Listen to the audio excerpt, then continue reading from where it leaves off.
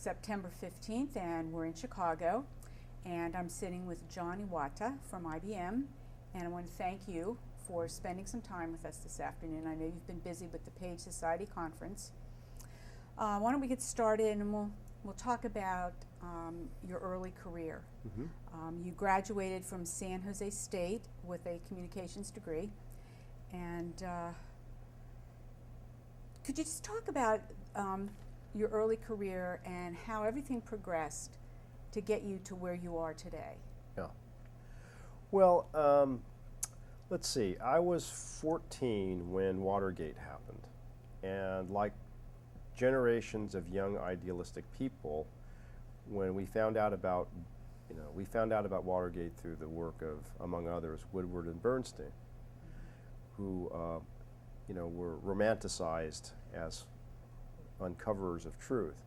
So when you're 14, trying to figure out what you want to do, 14, 15, 16, and I was interested in liberal arts, writing and whatnot, I thought, this is a very noble thing to do for a living as a profession, investigative journalism. So I was all fired up, and off I went. And I ended up at San Jose State in the journalism program. And my intent was to become a reporter and an investigative reporter. And a couple of things happened. One is, I was a little late to that game because a lot of people were turned on to journalism suddenly, and the market was being flooded with hopeful reporters. But that was one consideration.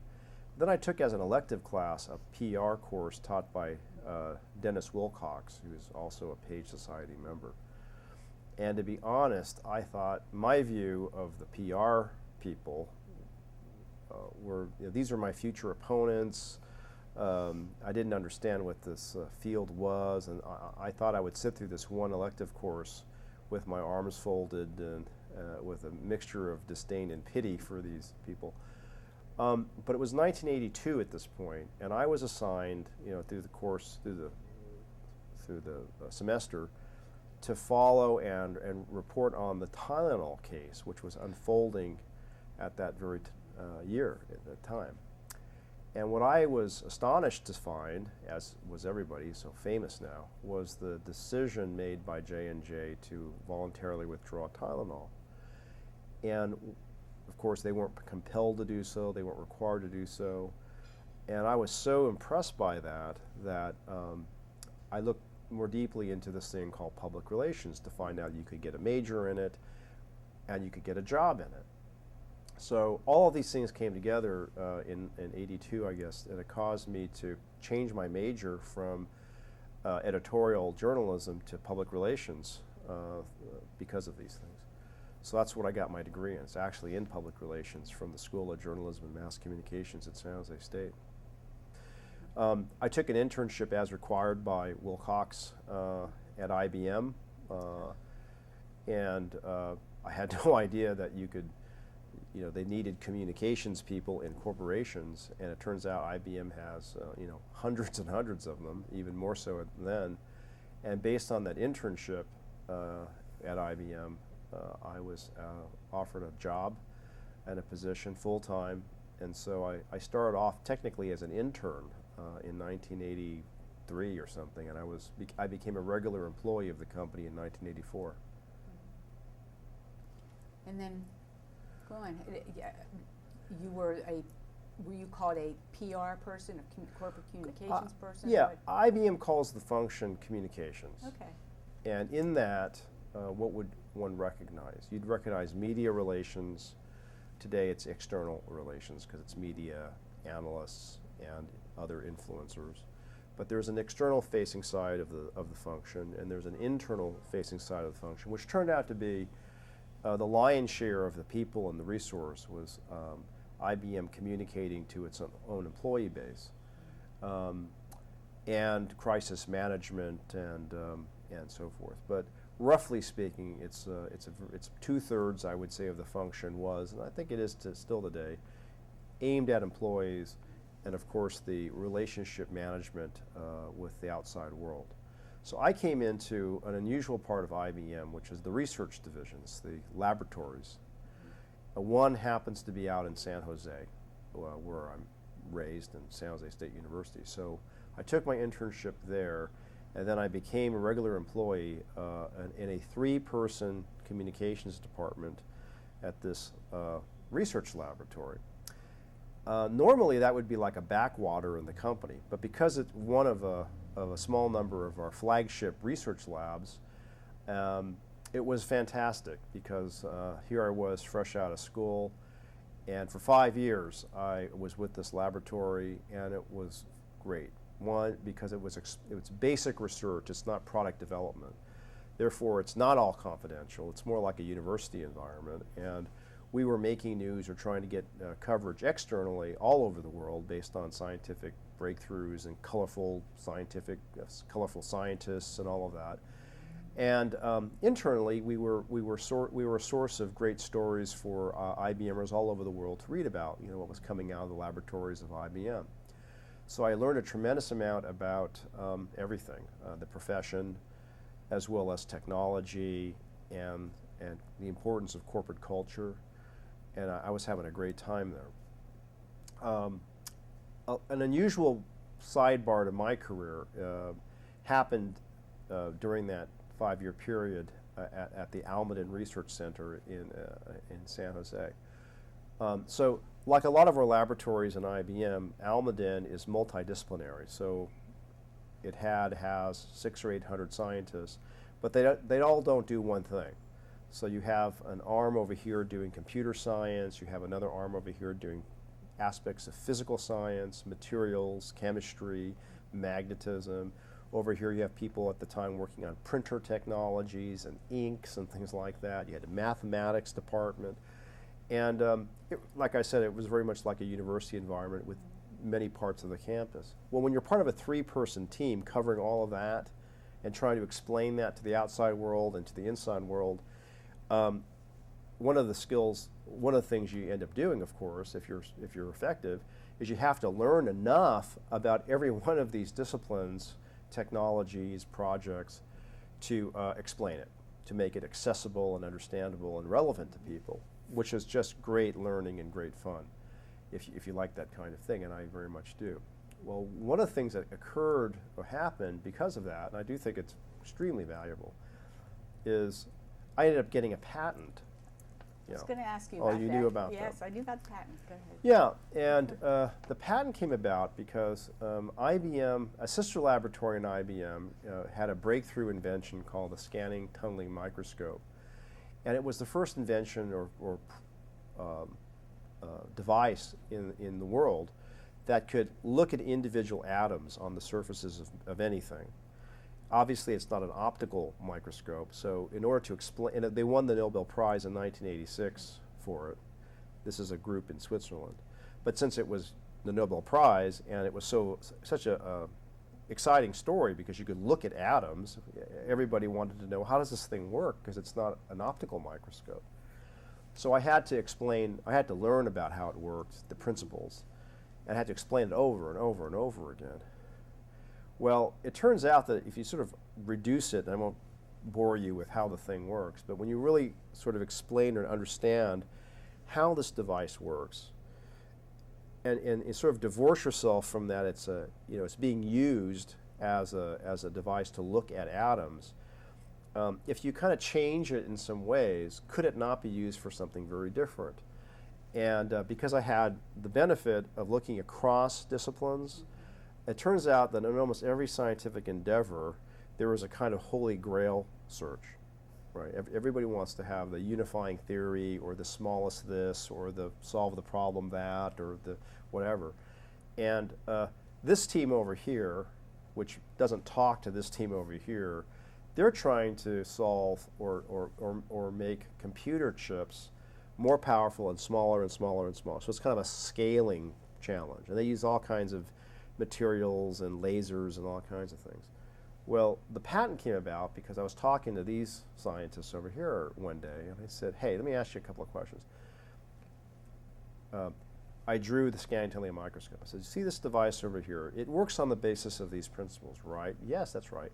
Well, if you change these, the voltages and the technology in these ways, would you not be able to use it not to look at atoms, but to move atoms? And if you were able to move atoms, you can then use it to build, extremely small features in computer chips. And they thought about it and said, there's no reason why it wouldn't work that way. And I was done. I was just very happy to sort of make those connections. And as I walked out of the room, they said, well, wait, come back here. What are you going to do with that? I said, nothing. I just wanted to know whether it would work. And they said, no, that's a novel idea, and you should file a patent for it, which I have a PR degree from San Jose State University. They said, no, it's a novel idea. It will work. It's new thinking. And they assisted, and the lawyers got involved, and, I got a patent. I think how it relates to what, the course of one's career later, my career, was the value of lots of things.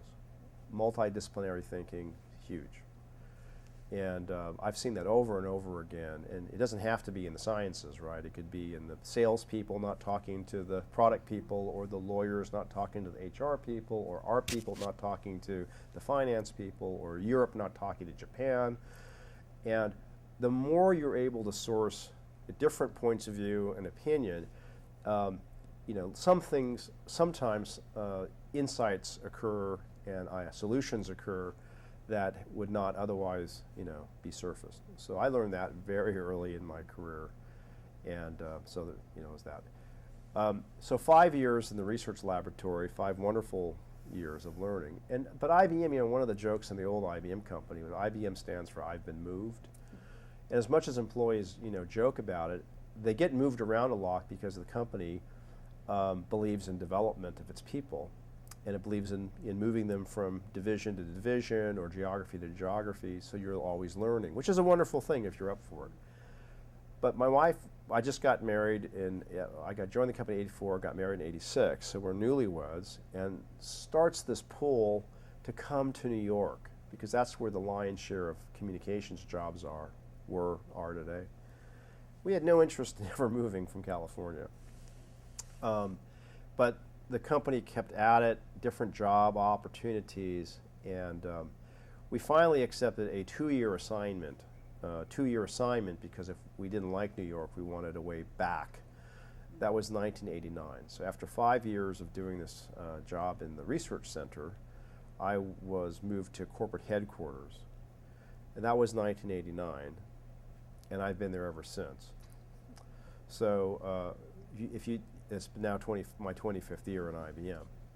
When you talk to most IBMers who have been with the company for 25 years and you say, well, how many jobs have you had? They'll say 23, 28. And if you say, well, how many managers have you had? They'd say, 18 to 30. For me, truly, I've worked in 2 parts of IBM, the laboratory and corporate, and I've worked for 5 people over 25 years. Kay Keeshan, wonderful manager who hired me, she was one of the 3. She managed 2 people out in California. A couple of executives in New York, and then Lou Gerstner and Sam Palmisano, Lou CEO, and Sam, my current boss. So I've had a very strange career, and I don't know whether it's been a good thing or not, but it's been the case. So come to New York. I was in the internal communications department, with, again, this huge focus on employee communications. And I started writing for a couple of the flagship publications, print, that went to employees. One was a management publication. I don't know how many managers we had at that time, but to give you perspective, today we have about 42,000 managers, so it's within that range. So we had this management magazine. It aspired to be like an internal Harvard Business Review. It was, thinking on management. And then we had our flagship employee magazine called Think. And Think went all over the world. It was translated. It was a big, thick, glossy magazine. Came out 6 or 8 times a year. It's a great honor to be, kind of like a cub reporter on both of those. And came to corporate, started getting these writing assignments, and 89, 90. And after about a year, 18 months, the company started to talk to me about staying permanently in New York, which I was told was going to happen. We liked New York. A couple of mild winters, the company was doing great, seemingly, and we decided to stay. And the job that I was offered as a permanent position was in media relations, supporting the president of the company, not the CEO, but the president. And he was kind of the de facto chief technology officer named Jack Keeler.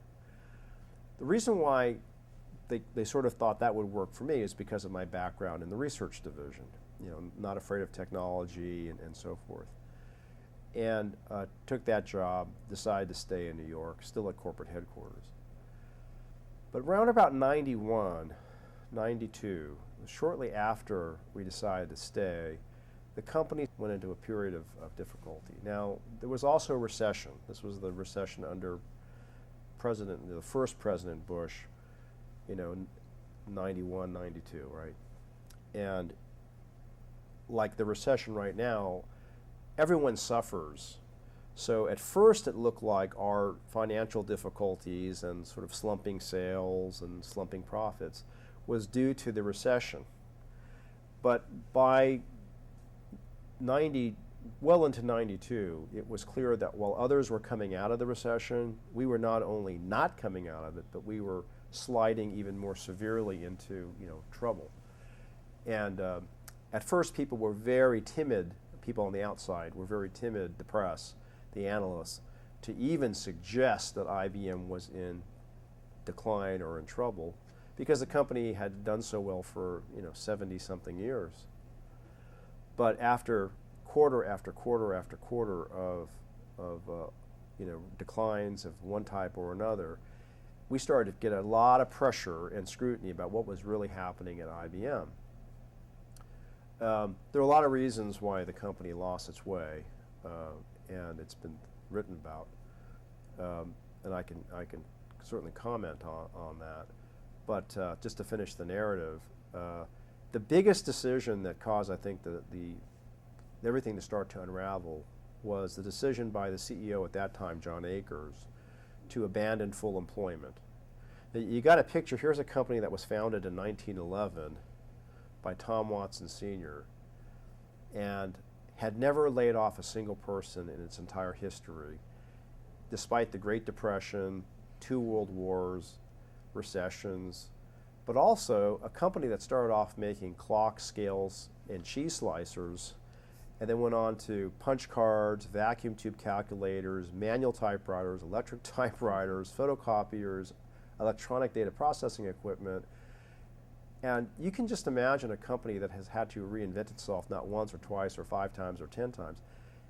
No company today could probably do that without having along the way to lose people, if for no other reason than your skill needs change. Mm-hmm. Right.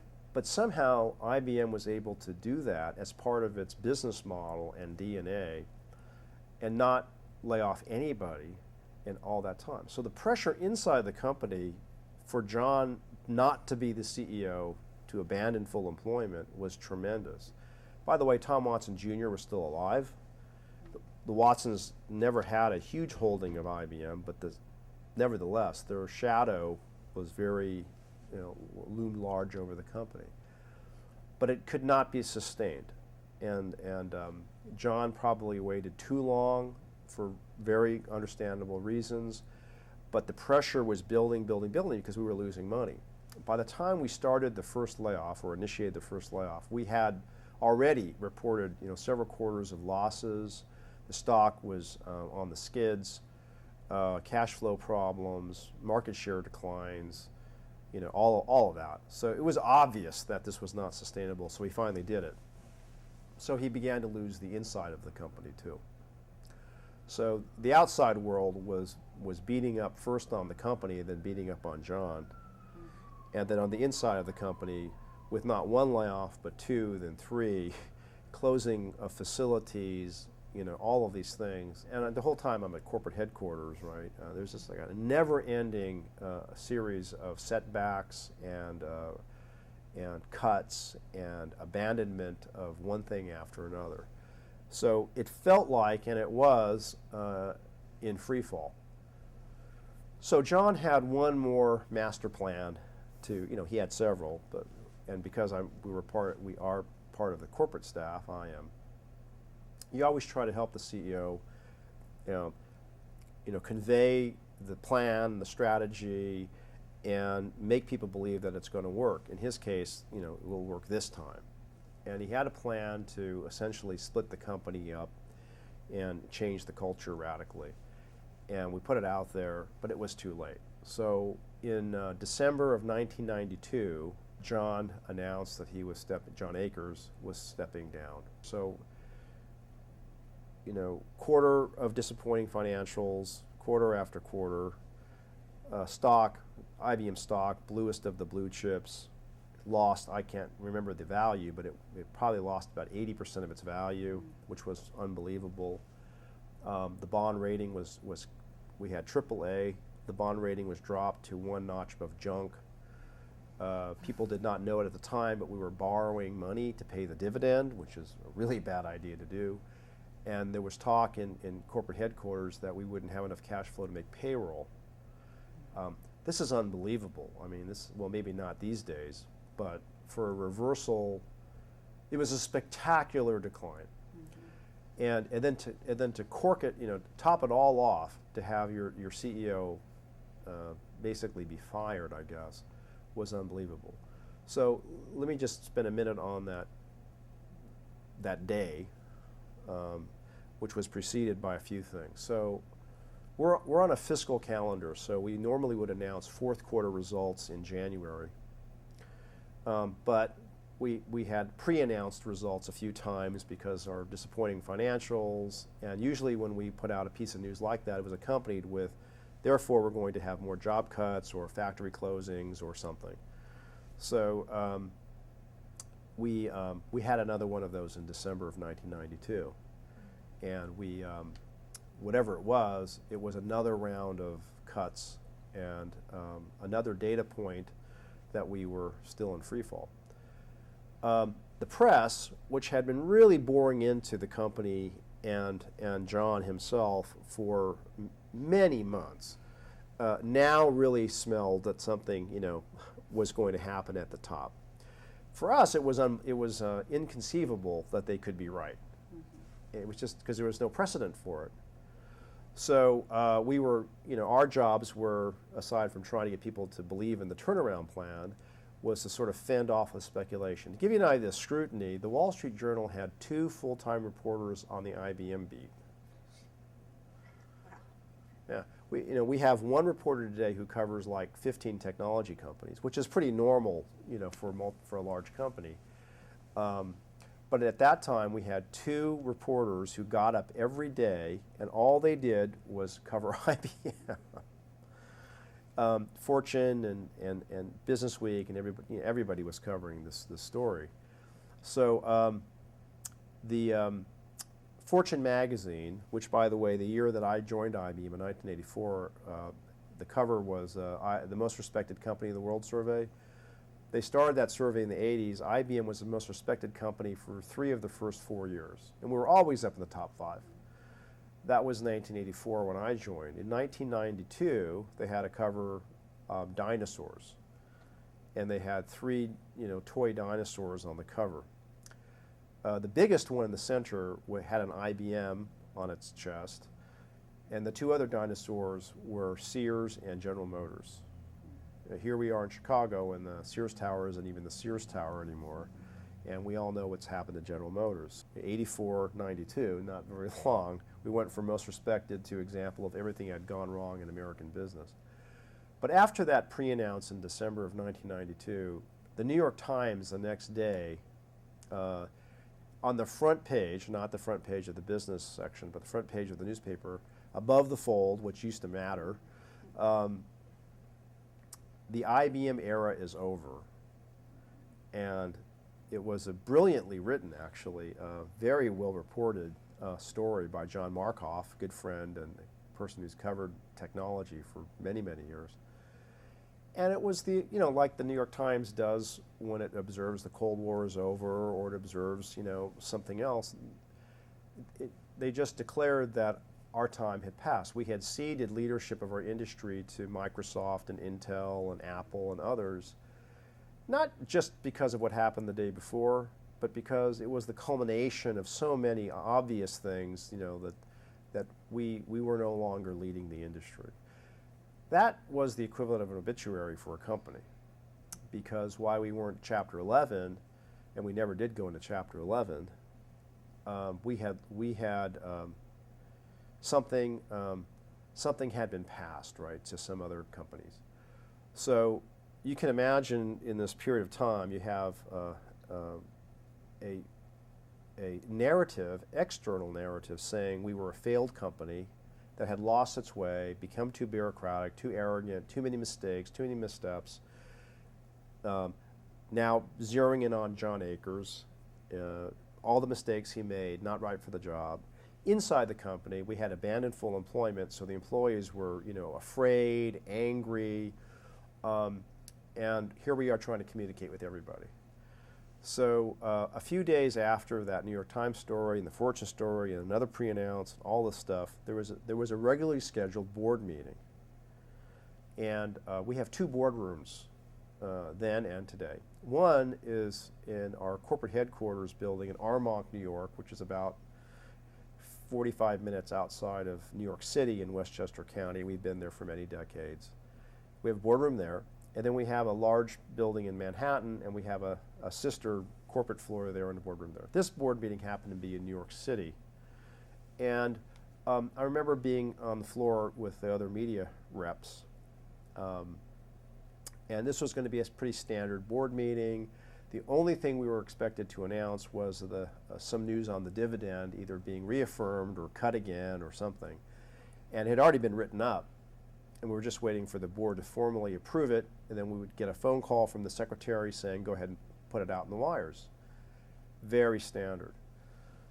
And the board meeting was supposed to be around 10 or 11 in the morning. So we're kind of standing around, and my colleague, Rob Wilson, who had the beat for financial relations, was waiting for the call. Well, the call never came. And we waited and we waited and we waited, and nothing from the board or the secretary. So hours went by, and we kept checking, saying, well, no word, and the board is still in session. So seems to me around 1 or 2 o'clock in the afternoon. The board was supposed to be done like at 11 in the morning, right? Like 1 or 2 o'clock in the afternoon. Our boss comes in and says, just got a call from Mary Lee Turner, who was the vice president of communications at the time, reported to John directly. And she said that you, Rob, and I, the head of media relations, she's sending the helicopter to Armonk, where we were, and we are to go down to New York City because we have to help communicate something. So they all packed their stuff up, and we all looked at each other, and we didn't talk very much, but we feared the worst, and it was the worst, because the board had accepted John's resignation. The CFO was being terminated. He never returned, as far as we know, to the building, except maybe in the dead of night. My boss, or the executive I supported, the president, was becoming a vice chairman, but essentially stripped of his responsibilities. And the board was initiating, for the first time in our history, a search for a CEO, most likely from outside the company. So we were headless from that day until when our new CEO arrived. We were headless for about 2 or 3 months. For me, those were the roughest and most awful months, because what can you communicate? You can't say anything about your strategy. You can't say anything to your employees about what's going to happen. I can't even tell my wife whether I'm going to have a job, which was a small consideration given everything else happening. And so everybody, your competitors, the press, the analysts, they can say whatever they want. And they did. So they destroyed poor John's reputation, because think about it, the CEO, the CFO, and the president of the company were basically all sort of lopped off, and we have no head. the board can't talk about it. They're not going to talk about the search. So for 2-3 months, we were just sitting ducks. So things couldn't get much worse. During that period of time, there was enormous speculation, of course, of who would be selected to turn around IBM. In hindsight, there were some really laughable names that were suggested in the press, which I won't name, but looking at actually what kind of CEOs they turned out to be, they probably not up to the task. But the press, whether they were being fueled with just rumors or the headhunters, certainly I don't think leaks from the board, our board, but a list sort of started to coalesce around a list. And there were sort of the top 3, and then the next 5, and then sort of long shots, right? And of course, just sitting around like a normal human, you would start to have your own point of view and lots of water cooler gossip about who might lead IBM. What would it mean if that person got it or that person got it? By the way, as the board was doing its interviews and its own search, occasionally somebody who was on the list would sort of make a comment publicly that they weren't interested in the job. So either they were not actually interested in the job, or the board had sort of not contacted them or whatever. So enormous handicapping was going on here. I remember I was in California back visiting my family, and I got a call from Rob, again, my colleague Rob, and he said, board's made its decision, we do the deed in an hour, announce. And you're not going to believe who it is.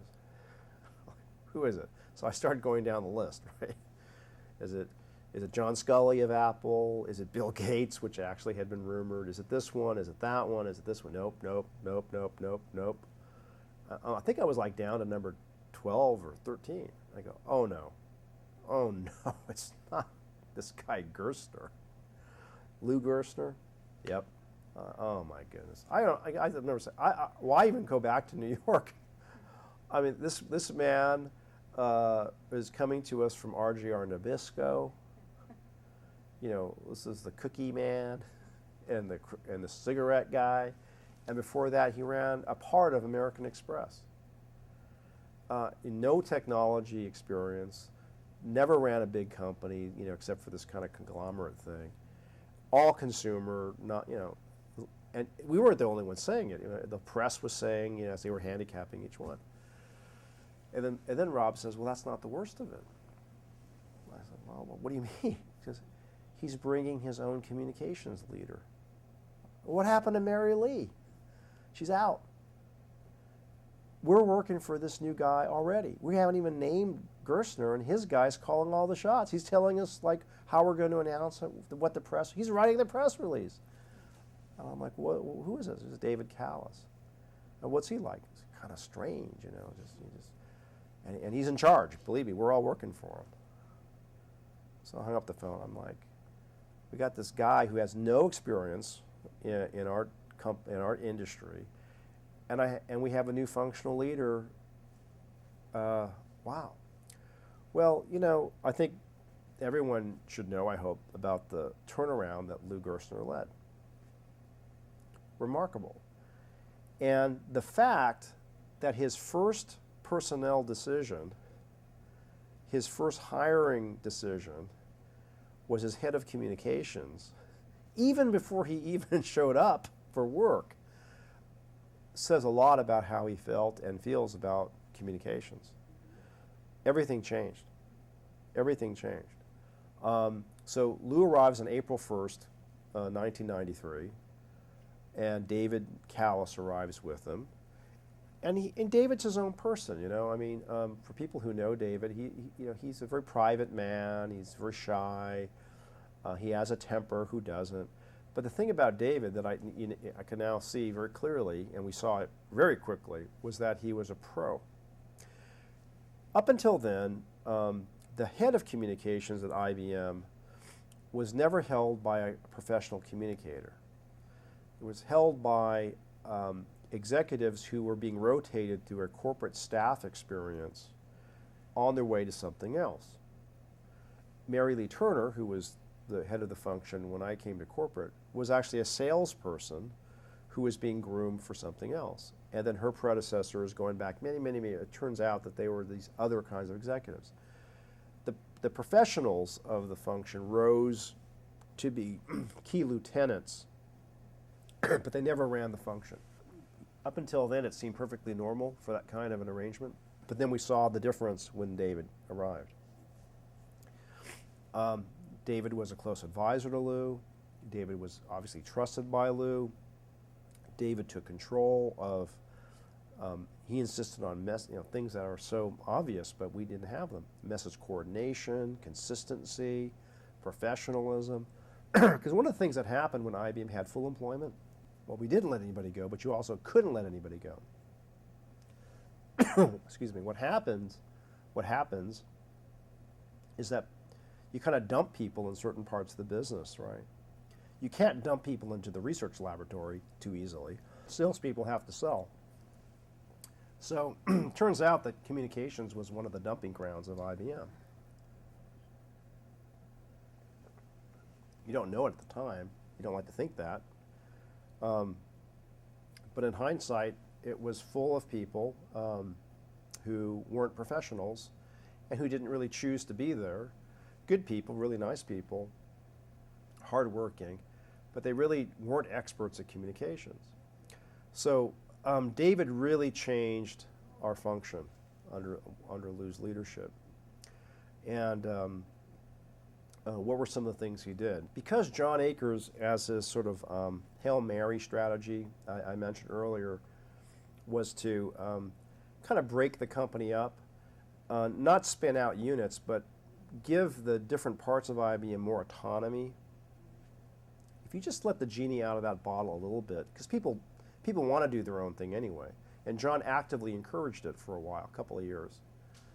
Well, that meant that everybody was communicating and sending out messages and doing anything on, kind of as they saw fit. But it was a train wreck in terms of coordination and consistency and speaking with one voice. So David insisted that we start to coordinate our messages. It's what was very logical but hard to do. He insisted on people being accountable for the output of their work. And let me tell you a quick story about the coordination of messages. We announced Lou's executive compensation for coming to IBM the same day we announced a round of layoffs in a different part of the company. It was the lead item on the NBC Evening News with Tom Brokaw that night. The juxtaposition of Lou getting this compensation package for coming to IBM and this round of layoffs. The next morning, David declared that henceforth, nothing is being communicated to the outside world unless it's coordinated by a team in corporate headquarters. Secondly, he insisted that our press releases actually make news. Now, that sounds kind of obvious, but if I think back upon the work of media relations, prior to David's arrival, we celebrated the fact that we got a news release through the system, approved by everybody and the lawyers and everybody signed off on it, and that it got issued. Of course, we wanted to see whether we actually got any articles from it, but it was a kind of secondary consideration because we can't control the press, but we can control press releases and press events. So the culture of communications was very much oriented toward rewarding activity. One day, of course, all these press releases are streaming past David every day, and he had enough. So he, because he can't understand most of the press releases, they're just so poorly written. That's why we're not getting any news, right, for most of the things we're pumping out there. One day he just plucks one of these press releases out, and he says, where does this, he looks in the corner, for more information, contact so-and-so. Where does this person work? He goes, a different building up the road. He goes, please give me the address. So he gets in his car and drives up to one of these big complexes that we have. He finds this person, this big group of media relations reps cranking out these press releases, and he introduces himself to this person and says, can I ask you a couple of questions? He holds the press release up. Yes. So, let me read the headline to you. reads the headline. What does this mean? And she's like, well, actually, IBM announces today the new product XYZ, and it has this, kind of claim to it. The fastest throughput, scalable, best availability, whatever. What does this mean? And it became clear after stumbling around for a minute she didn't really know. Okay, well, that's fine. Let me read you the lead. And he reads this lead paragraph. What does that mean? She couldn't explain it. Because it quotes a mid-level executive. Do you think this quote is actually going to show up in the press anywhere? It was a typical canned quote. She said, probably not. David says, well, if you don't think this is understandable, actually not going to generate news, and the content's not going to show up in the press, why would you ever put your name on it?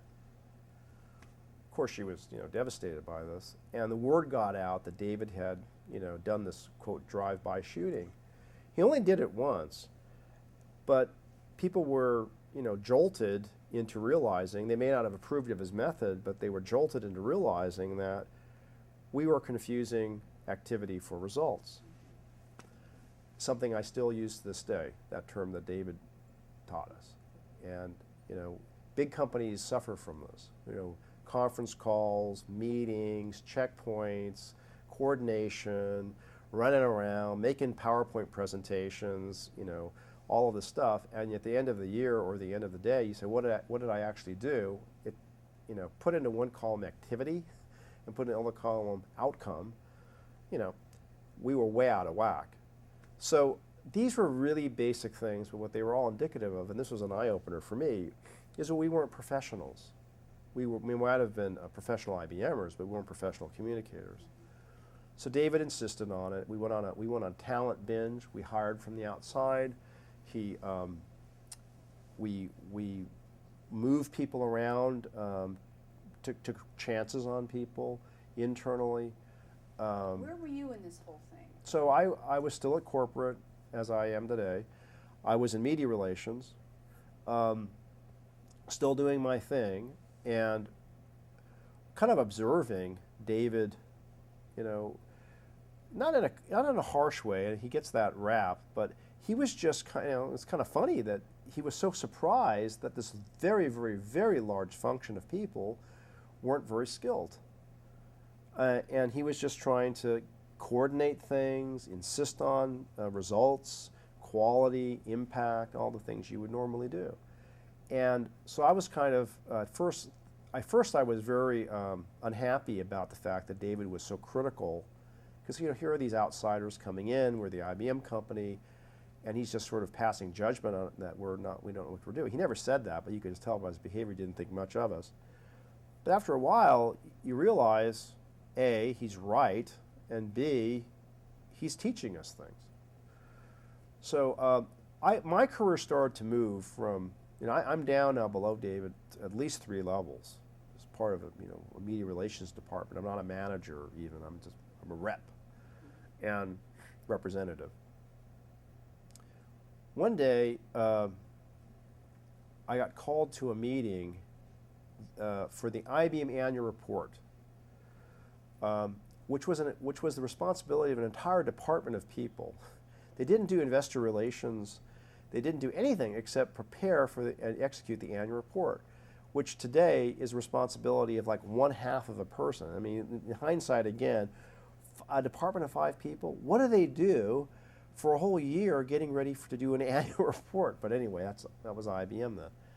Well, I got called to this meeting along with about 30 or 40 other people. We crammed into one of our conference rooms. And David was sitting there, and he says, I want to talk about the annual report. And I've invited some other people to, offer their views or just to sort of observe our discussion. And what happened was, we went around the table, and, what is the theme of the annual report? People talk. What is the design going to be? People talk. What is the paper going to be? People talk. Different people talk. What is the distribution strategy? Different people talk. This is a giant committee. And he didn't say a word, but you could tell by his body language he thought this was not a good way to do it.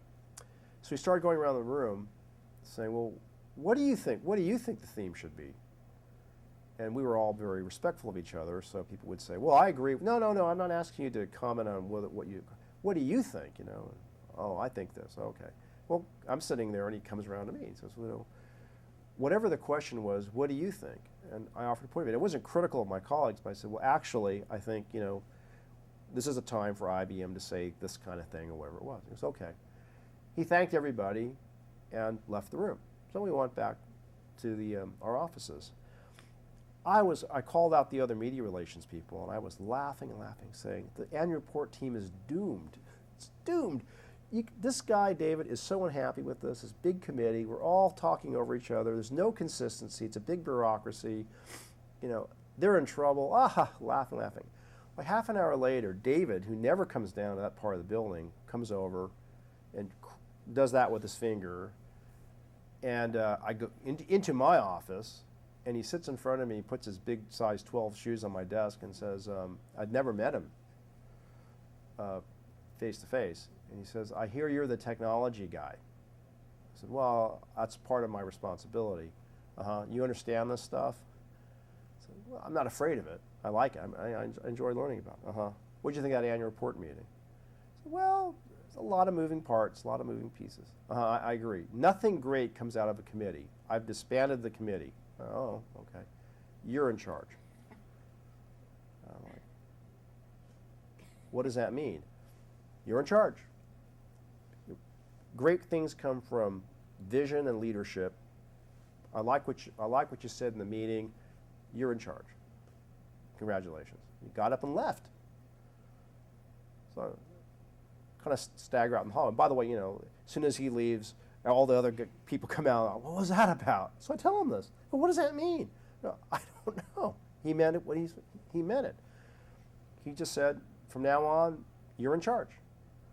And I had to, you know, I guess that meant that the 5-person department was going to report to me. They didn't know what it meant either. But you know, I said, okay, let me try. So we put out a miserable annual report, but the next year it got better and so forth. So David said, all right, that was pretty good. You know, that was certainly a lot better than what it was going to be. And my recollection is, now that I see what David's pattern was, he liked to sort of try people out. Sometimes they were little assignments, just questions he'd ask. He rarely formally announced a reorganization. He would first sort of test somebody out, and then it was kind of obvious where things were going to go. So I ended up being in charge of the annual report, in addition to my little media relations beat area. And then the speechwriters were having a very hard time connecting with Gerstner. And since I was interfacing with Gerstner a lot with the annual report, given that it's his document, David eventually said, you're now responsible for the speechwriting staff. So I picked up the speechwriting staff. And then if I fast forward, you know, I don't know, months later, quarters later, he declared that internal communications was not working out well, and he said, you try it. And I ended up being responsible for internal communications. And if I fast forward, you know, probably 4 or 5 years, he ended up having essentially 2 direct reports. Rob, for media relations, which is the only thing Rob had great passion for, and he was fantastic at it. And I had other, which was speech writing, annual reports, internal communications, you know, and so forth. And that's how he chose to, you know, evolve the function and find people. Now, what he says, he's since retired, of course, and Lou had the company under his control for 9 years. And David believes in certain things that I now believe in. He believes in activity, not results. He believes in organizing around talent. So you don't know how to organize unless you can size up the talent you've got. And one of the things I learned from David, which I practice today, is you can come up with a perfect organization chart, but if you don't have talent in the people who can actually make that work, what's the point? It's better to surround yourself with as much talent as you can get, find out what people can do, want to do, and then keep changing the organization around people's strengths and their aspirations, and keep everybody learning. So at any given time, David's organization never made a lot of sense. It wasn't symmetrical, it wasn't necessarily logical, And my organization is very similar. It drives HR crazy because I don't have very neat boxes, but it makes for a very effective and diverse organization. You've had marketing and communications added. That Marketing. happened last year. Right, to your job title. So where it used to be called public communications, or public relations, I'm sorry. It's now marketing communications. So did all those silos of corporate functions, have they not necessarily disappeared, but are they overlapping more now? Does it give you, what does this mean to the classic idea of what public relations is with what you do now? Yeah. Well, communications, the story that I've been telling resulted in a very, very strong communications function by Lou's retirement, 2001 or so. I succeeded David as head of communications, reported to Lou for not a very long period because he was getting ready to leave as well. And here comes Sam Palmisano, my new CEO, and I was head of the function since 2002. Communications was and is at IBM very strong. In fact, our biggest problem is that we can't hang on to everybody because they get recruited, to other companies, and we're very proud of that, right? But we really went from being, the gang that couldn't shoot straight to, I think, a very effective team. Even before the marketing thing happened, we knew though that so heading into the new century, things were changing in the world, and we got started to sort of evolve ourselves beyond even how strong we became. What do I mean by that? Well, even before the world now uses terms like social media, we knew that the internet was going to change the way people got information and interacted. We didn't have the right vocabulary down, but we knew that it wouldn't be enough to have relationships with the 27 key reporters that we knew, right? Broadcast and print and so forth. So we'd better get ourselves retooled to start to reach other kinds of people. And we started to do that. So when the internet came along, and then bloggers came along, and then podcasting came along, and now social media, by the way, that was very controversial, especially for the media relations people, because they believe that what could possibly, the Wall Street Journal, Business Week, Forbes, Fortune will always be the primary influencers in the world, our world. Well, look what's happened. Business Week is up for sale today for $1. Not an issue of the magazine, the whole company, because McGraw-Hill, it's just a trouble. And every newspaper's circulation is declining, and we all know that today. I'm very proud of the fact that years ago we got started to affect a cultural change within communications to get ready to embrace new ways of doing things. I believe that the primary reason why my boss, Sam Palmisano, put marketing together with communications and asked me to lead the combined entity a year ago was because we had consistently brought to him new ideas and new ways of doing things. And he was not seeing that from the marketing profession, which is by any measure 10 times the size of the communications organization. So that happened last year. And as I said, it's being driven mostly by the external changes in the world. You need to coordinate across everything today: advertising, sales promotion, websites, press, analysts, and the like. But you also need to put the inside of the company together with the outside, the culture and the brand. By and large, for marketing professionals, internal considerations is a blind spot. They are focused on the marketplace, on customers present and future, on competitors, and on the product and service we're trying to get them, people to buy. You talk to them about, the culture of the company or the internal audience. They might say the internal audience, meaning we want employees to be brand ambassadors. When we talk about the culture having to be the underpinning of our brand, it's not interesting to them. But that's no longer inseparable in this new world that we're moving into. because every employee can blog, every employee can talk about what they're doing, and the world now knows how corporations behave and treat their people and what kind of citizens they are and what their executives are paid, and they factor those things into considerations about the product and services that they buy. So for all those reasons, it makes sense, I think, to put these things together. You were quoted by Matt Gonring in the Journal of Business Strategy. Yeah. And you referred to the strong relationship between brand strength and performance, and then the customer loyalty and employee engagement. Right. And you created the employee engagement program. Talk a little bit about formally, how did the employees respond? Where is it now? So Gerstner believes that the calcification of IBM's culture got the company into trouble, and that of all the things he did and led, changing IBM's culture is what led us out of the woods. And yes, we did help him with that. I believe that even today, most internal communications arms of PR functions or communications functions really do, what do they really do? They do corporate journalism.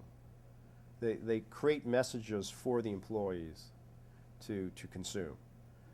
And in that regard, they really shouldn't use terms like employee engagement or culture change or organizational transformation. It's treating the employees as an audience of message from management. And that is necessary, but it's not sufficient. I mean, obviously if the company is saying we're changing your dental benefits, you need to know that. If we're reorganizing the company, you need to know that. If we're about to launch a new product, you should know that. Fine. We need capability to do that. What we did, though, and Gerstner was so insistent that we do this, he says, well, I don't want you just to inform employees about what we need to become. You got to help employees become that. I'll give you an example. Well, how? One thing, he says, we're not a team. We're not collaborative across our structures, the divisions of the company. And yet our business model promises integrated solutions for the customer. So yes, you're doing a good job communicating that imperative, but you got to come up with ways for the employees to actually collaborate. Well, I thought to myself, this is back in the 90s, you're asking the wrong department. We're the communications department. We're not the change the way people work department. Lou's like, try, come up with some ideas. And we did, under that kind of pressure and invitation. So part of employee engagement was to engage the employees, not just communicate with them. We have an intranet. A lot of companies have intranet. Every company has an intranet. Most companies, even today, use their intranets to send messages. Well, starting around 1998, we said, 98% of employees use the intranet every day to consume information. With a little bit of work, we can turn this into a collaboration platform. So employees can, this is before Facebook by many, many years, employees could actually create content, share it with each other, find each other, get answers to questions without management having to answer them, help one another, and so forth. Which today is so obvious, but back then it was, wait, it's not built to do that. Well, what do you mean it's not built to do that? I'm thinking of my patent now. It's not built to do that. The intranet is 3 years old. We don't even know what it can do. So we evolved into these, the intranet became a collaborative platform for us. Lou and now Sam uses it, but it's not just them anymore. All the employees use it horizontally with each other. And the communications department pioneered that with us. So employee engagement was, we went from communicating to employees to enabling employees to work in new ways. And I think that was a big evolution in so-called internal communications for us. You were co-chair of the team that put together the Authentic Enterprise. Could you talk a bit about it and the kind of impact that it's having? Sure. So 2 years ago, or more than 2 years ago, Roger Bolton was president of the Page Society, And one of the primary missions of the Page Society is to advance the policy role of the Chief Communications Officer. So Roger said, well, if that's the case, then what's the future of the Chief Communications Officer? We should have a team go off and try to answer that question.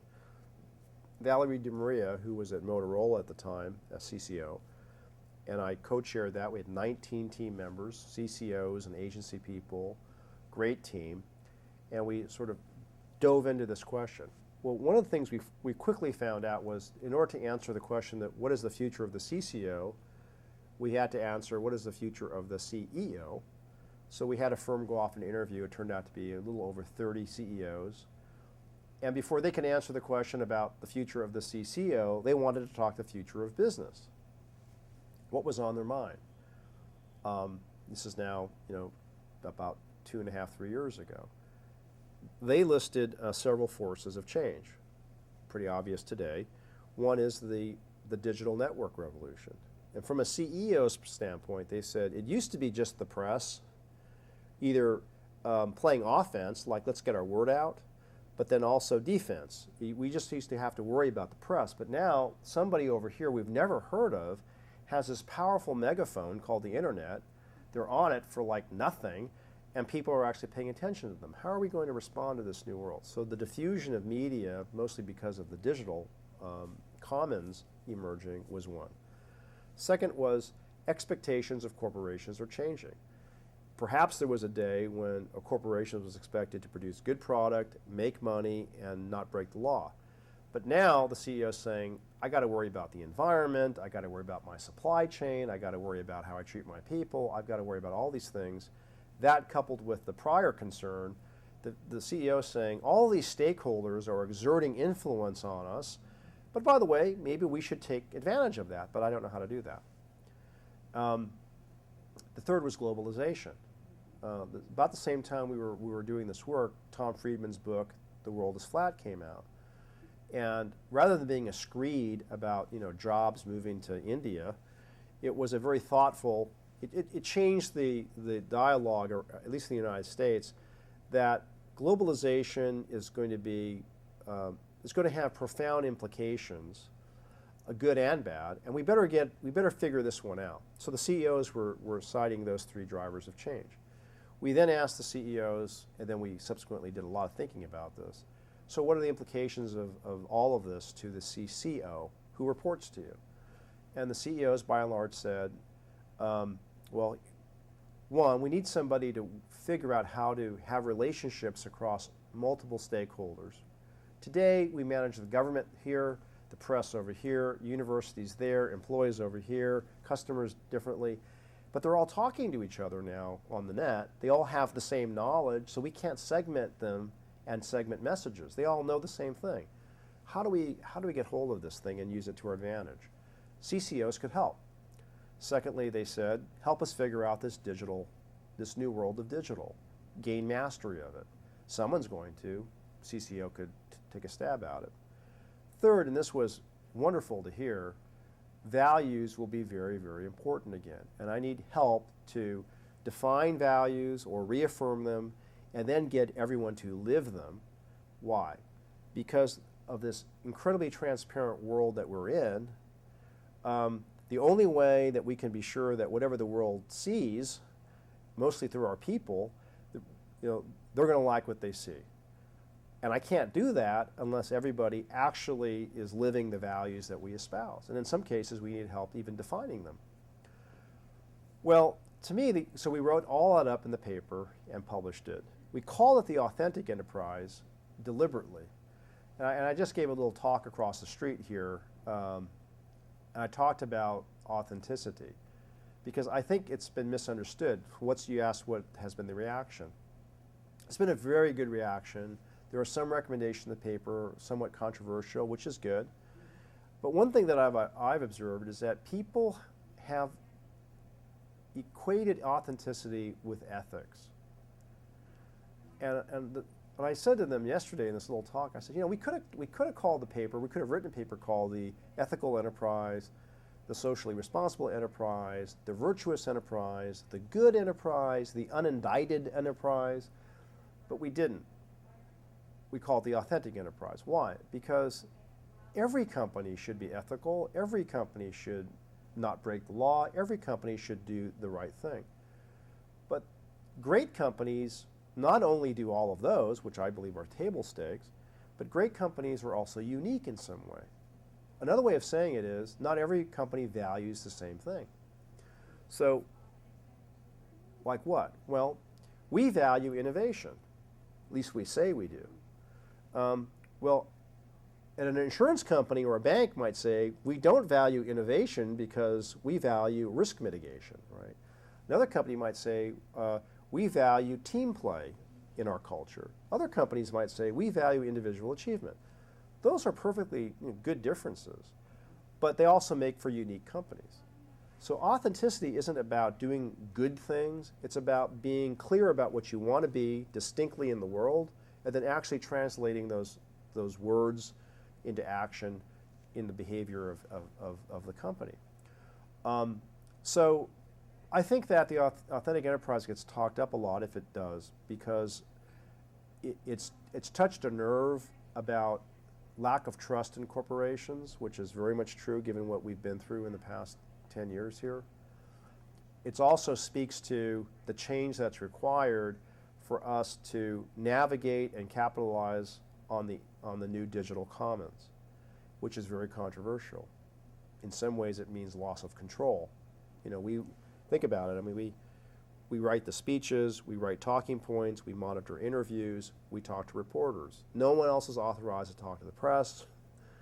The authorized spokesperson used to mean something. Well, the declining circulation of newspapers and the declining effect of primetime television, we go with it. If people aren't reading just Business Week, Forbes, Fortune, the New York Times, and so forth, and they're getting more information and influence from other places, we better map ourselves to that too. But it also means that we can't control what a blogger writes or thinks, and we one day will not be able to control, in our case, 400,000 employees all expressing a point of view to the world. That gets back to values. So a lot of work comes back to what do we value, in our case at IBM, and then what are the programs and operations that we have to put in place to ensure that employees are supported as we live what we espouse, what we aspire to be. I do think that this represents an expansion of the CCO's role and an expansion of public relations, but we do have to adopt and adapt new ways of doing things. And I think that a lot of companies are well on their way to doing that. For which of your accomplishments are you most proud? Well, I can't lay claim to the great team that exists at IBM in communications, because I think that was, as I've recounted, was started by my predecessor, and I only furthered that work. My career has been marked mostly by the near death of IBM and our coming out of it. So I think I'm most proud of the work that I did in partnership with Lou Gerstner and others in changing our culture. And it wasn't one thing alone, it was many, many things to change the attitude and behavior of a population of people. And I am proud of that. Part of that was the power of having, in our case, an IBM articulate a strong point of view to the outside world.